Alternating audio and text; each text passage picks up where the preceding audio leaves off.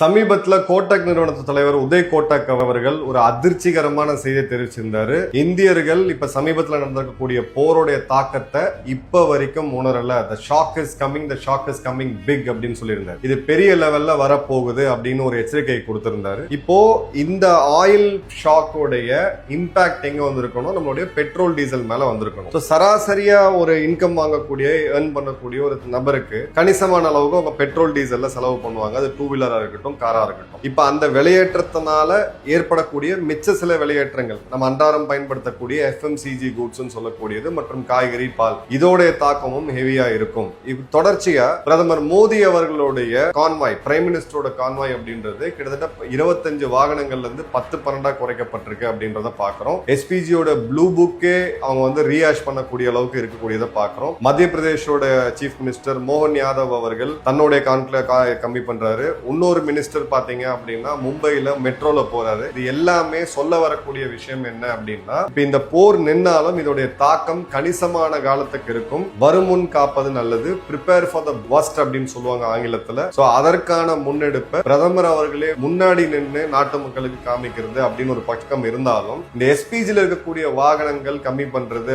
நிச்சயமா சரியான விஷயமா இருக்காது. பிரதமருடைய உயிருக்கு உண்டான பாதுகாப்பு அப்படின்றது ரொம்ப ரொம்ப ரொம்ப அவசியம் நம்ம எல்லாருக்குமே. ஏற்கனவே 2 பிரதமர்கள் நம்ம இழந்திருக்கோம், இந்திரா காந்தி மற்றும் ராஜீவ் காந்தி அவர்கள்ல.